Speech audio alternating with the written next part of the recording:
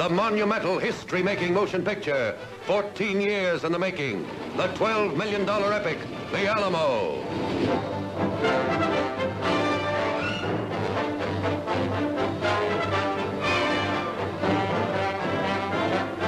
Starring John Wayne as Colonel David Crockett. He's still on his feet. Oh, no. Oh, yes. Oh, yes, and it's my turn.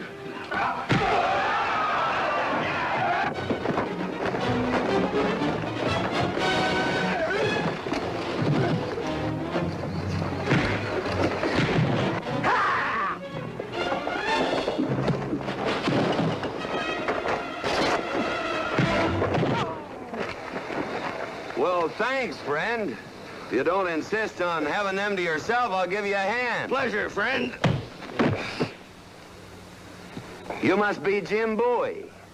Whoop, excuse me. Richard Widmark as Jim Bowie. Lawrence Harvey as Colonel William Travis.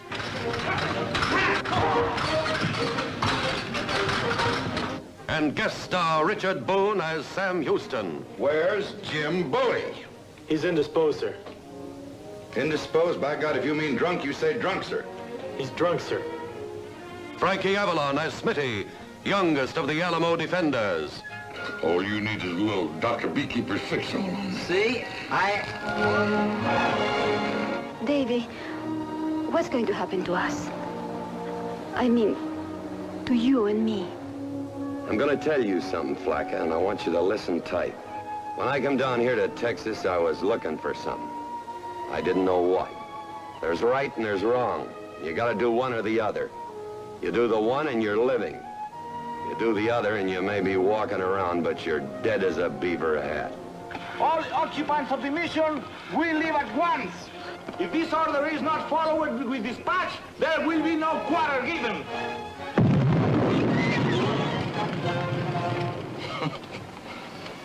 I hate to say anything good about that long-winded jackanapes, but he does know the short way to start a war. 185 men fighting to their deaths against a horde of 7,000 in the most savage hand-to-hand combat in history.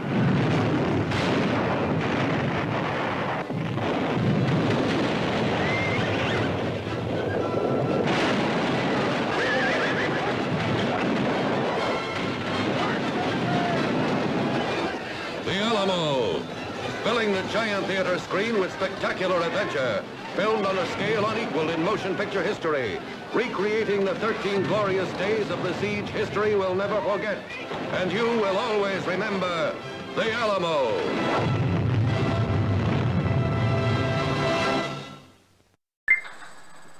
Eh bien bonsoir mes chers amis, ou bonjour si vous regardez cette vidéo.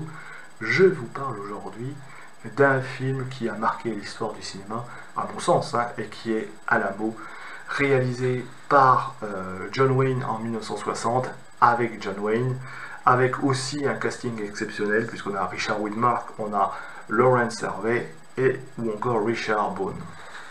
Alors ça parle de quoi, Alamo? Alors deux choses, ça parle bien sûr de la bataille d'Alamo, mais aussi de Davy Crockett. C'est plus, j'ai envie de dire, un film historique, avec les codes western, mais on peut voir ça comme un moment historique, mais aussi un film tout en valeur. On connaît un petit peu les positions politiques de John Wayne, ils s'en est jamais caché dans ses films, mais là, voilà, ça se voit typiquement. C'est un film sur la liberté, c'est un film sur le courage, c'est un film sur le patriotisme. Et ça fait du bien aussi de voir ce genre de film, montrer un petit peu des valeurs, rappeler des valeurs essentielles à travers Alamo. Mais plus que ça, c'est aussi un film sur la foi, sur la cause, sur le sacrifice. Qu'est-ce que ça parle? De quoi ça parle? Alors, je vais rappeler un petit peu, enfin, pour comprendre le film, il faut aussi comprendre bien un petit peu l'histoire du Texas. Il faut savoir que on est à partir de 1824, vous savez que le Texas, ça n'a pas toujours fait partie des États-Unis, et qu'il y avait des possessions espagnoles en Amérique du Nord, hein, qui allait jusqu'à la Californie, tout ça, un peu aujourd'hui ça s'appelle le contour, le Texas, le Mexique. Et quand le Mexique est devenu indépendant, je crois que c'est en 1820, hein, si j'ai bonne mémoire, 1820-1824, donc voilà, le temps de... Ça a formé un empire, une espèce d'empire mexicain, après avoir chassé les Espagnols. Et dedans, il y avait les territoires comme la Californie ou le Texas. Le Texas était donc une province du Mexique, du nouveau territoire Mexique. Le problème, c'est qu'il y avait personne qui vivait au Texas. C'était des territoires vierges. Ça a bien changé aujourd'hui. Mais c'était des territoires vierges et il fallait les peupler. Et c'est là que les libéraux mexicains, à l'époque c'était des libéraux qui régnaient sur le Texas, ont décidé de faire appel à, je n'ai pas envie de dire de la main-d'œuvre, mais de donner un peu des terres à des colons américains, genre du Tennessee, du Kentucky, qui viennent pour peupler le Texas et puis leur donner en échange, ben voilà, ils leur donnaient des terres. Ça a tellement bien marché que voilà, dans les années 1830, quoi, le Texas, les colons américains au Texas représentaient à peu près 30 000 personnes. 30 000 personnes qui s'organisaient un petit peu en communauté comme ça, et puis bien naturellement, ben, ils voulaient obtenir plus que faire partie du Mexique. Peut-être la dépendance, l'autonomie, ou voire le rattachement à l'Union des États-Unis. Les libéraux mexicains n'étaient pas forcément n'étaient pas opposés.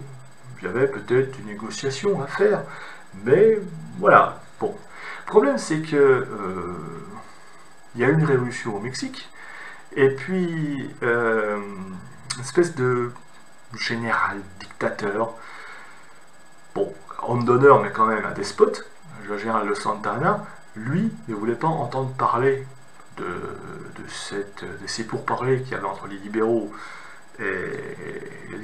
mexicains, les libéraux américains et puis les colons, et lui par contre voulait garder les frontières intactes du Mexique et surtout pas se séparer du Texas ni même de la Californie.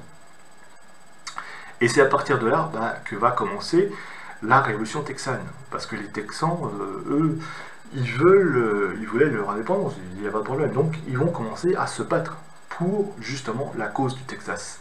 Et alors c'est pour ça que vous va y avoir des grands noms, hein, c'était le général Houston, le général Austin.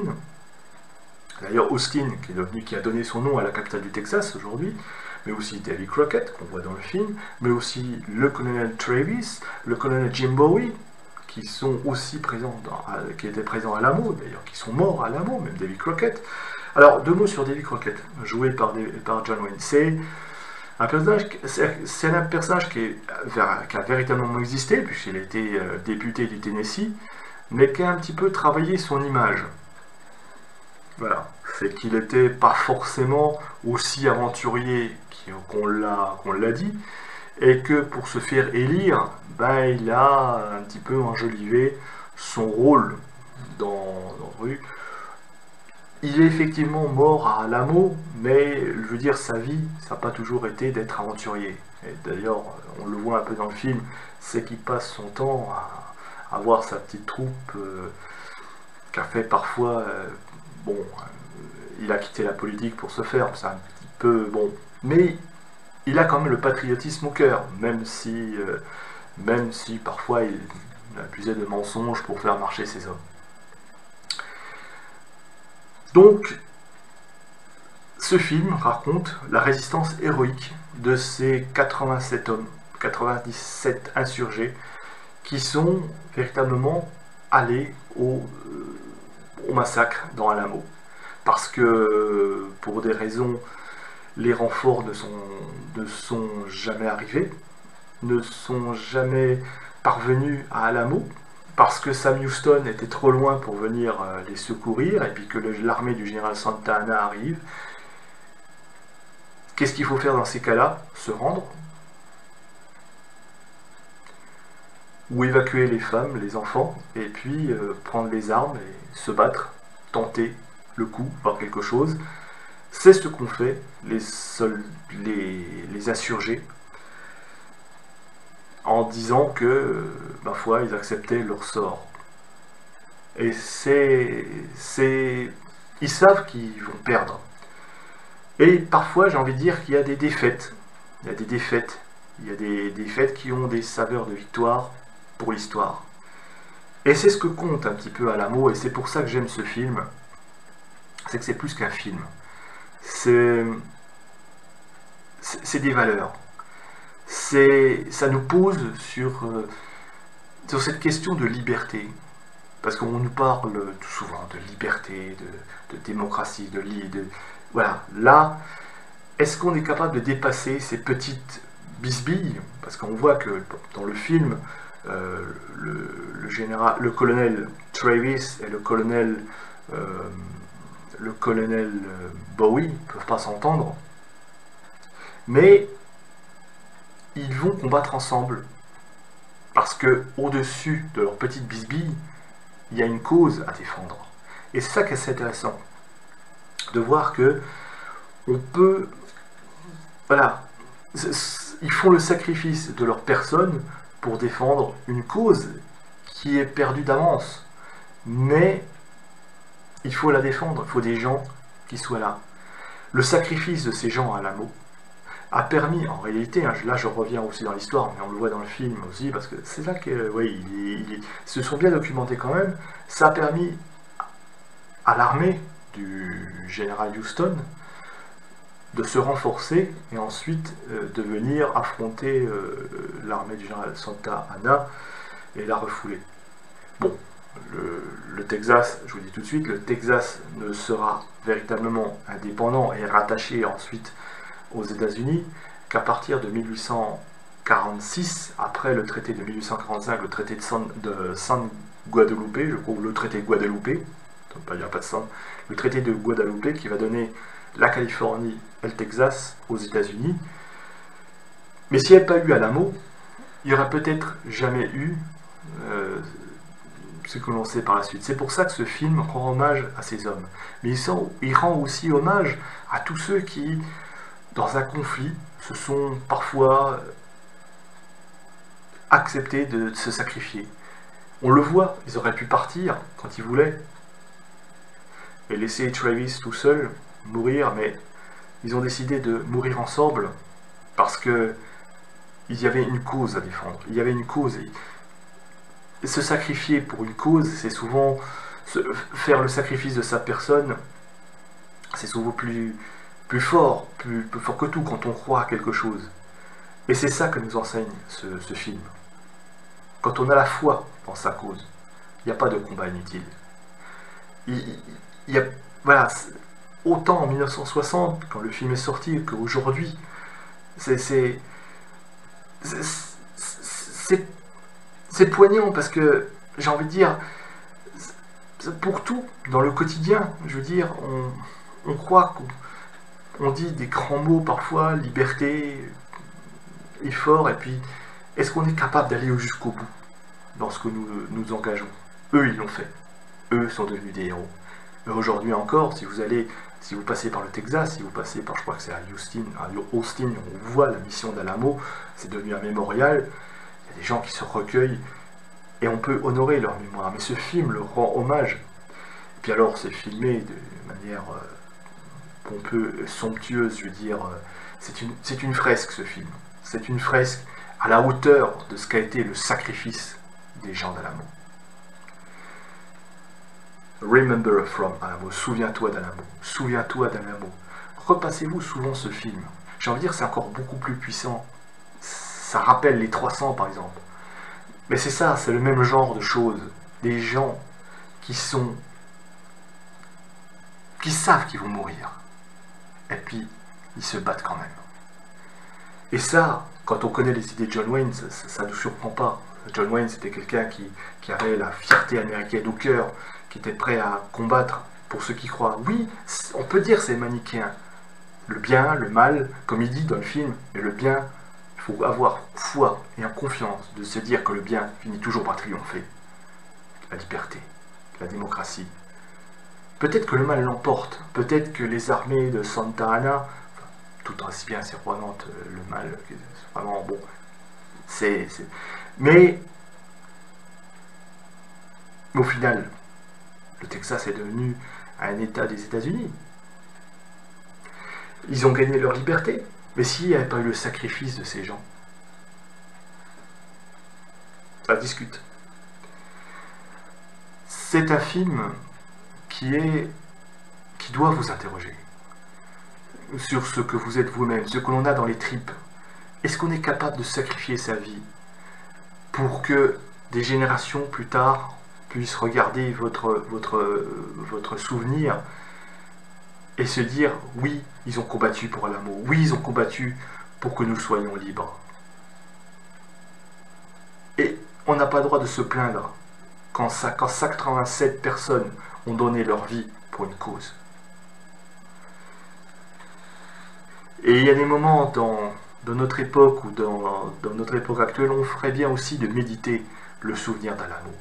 C'est un film qui nous apprend beaucoup, beaucoup sur le monde, beaucoup sur ce qu'on appelle l'engagement, tout simplement. L'engagement, la foi, et montrer qu'il y a des choses, des causes qui nous dépassent, et qu'il faut arrêter d'être égoïste parfois et de penser qu'à nous-mêmes. Et de penser que des gens sont morts parfois pour que l'on puisse vivre libre. On sacrifiait leur vie. C'est ce que voulait dire John Wayne dans ce film. C'est ce qu'on peut aussi retenir de la leçon d'Alamo. Film qui est très intéressant à revoir. En plus, c'est interprété de manière magistrale, c'est découpé en 3 tableaux comme ça, qui retrace assez bien le contexte politique de l'époque, montrer que ceux qui ont combattu, on voit très bien, hein, les hommes de John Wayne, que John Wayne amène lui-même. Il le dit, il avait cette volonté de se battre pour l'amour, mais il amène des hommes qui n'étaient pas forcément un petit peu des hommes un peu bourrus, un peu des mercenaires quelque part, et il va un petit peu, par un stratagème, que je vous laisse découvrir, arriver à les convaincre de rester et se battre pour le Texas. Parce que ce sont des gens qui ne se battent pas forcément au Texas, mais eux qui se battent pour la liberté. Et ils vont comme ça confondre leur cause de la liberté avec la liberté du Texas. Et ça va devenir leur cause. Ça montre aussi les difficultés du commandement. Comment commander, comment des hommes qui ne sont pas forcément des soldats professionnels, comment arriver à créer une cohésion, une discipline, parce qu'on ne se bat pas non plus sans discipline. Donc il faut bien aussi parfois être amené à taper du poing sur la table et puis à s'imposer. C'est voilà, beaucoup de choses, beaucoup de thèmes sur là. Puis enfin, c'est une grande fresque historique qui s'inscrit dans le cadre. C'est un blockbuster, c'est véritablement un blockbuster qui dure, je crois, 2h37 de film, donc il faut avoir un petit peu de temps, mais qui est très grand spectacle d'Hollywood, en même temps qu'un film de réflexion, comme je vous l'ai dit, un film de réflexion sur l'engagement, la liberté, le sacrifice de sa personne pour une cause qui est plus noble, qui est plus grande. Il restera toujours le souvenir d'Alamo. Il restera toujours, à chaque génération, son Alamo. Il y a des choses comme ça.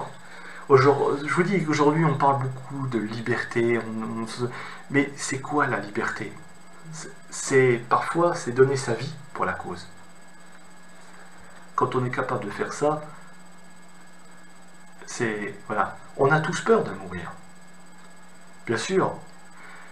Mais comme il est dit dans le film, des hommes qui sont capables de remettre, qui marchent à la mort pour défendre la liberté, pour défendre leur cause, pour défendre ce qu'ils croient être juste, c'est ça qui est admirable. Et même les Mexicains en face ne sont pas forcément vus comme des ennemis. C'est ça aussi qui est le point fort. On pourrait croire que c'est un film américain contre mexicain. Non, même les Mexicains ne sont pas vus comme des tortionnaires ni des ennemis. Ils font simplement ce qu'ils croient juste. Ils sont aux ordres de Santa Anna, ils croient en lui. En face, ils ont des gens qui ont aussi leur cause. Voilà. C'est un film qui ne vous donne pas à choisir un camp contre un autre. Simplement, à vous poser des questions sur ce que l'on est capable de faire, sur ce que l'on est capable de produire, de se sacrifier quand on veut faire gagner une idée. C'est la leçon d'Alamo. Sur ce, mes amis, méditez bien en regardant ce film. Regardez-le, méditez. Je crois qu'il est sur Amazon Prime, il me semble. Il est facile à trouver en DVD. C'est un film que je vous recommande. Il faut prendre son temps. Le montage est peut-être pas toujours à la hauteur. C'est vrai que c'est le point faible du film. Alors la musique, bien sûr, je crois qu'elle est signée de Dimitri Tiomkin, avec des thèmes, avec la fameuse chanson d'Alamo,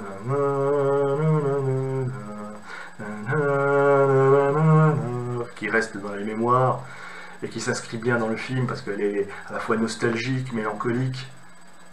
Bref, on ne s'ennuie pas. On a un très très grand film historique pour tous les amoureux des westerns, mais aussi les amoureux des films historiques et aussi des grandes causes.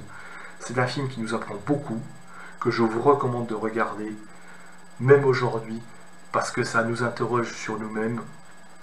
Et puis, voilà. Sur ce, mes amis, portez-vous bien, likez, partagez, regardez ce film, on en débat en commentaire, on en discute, et je vous dis à bientôt.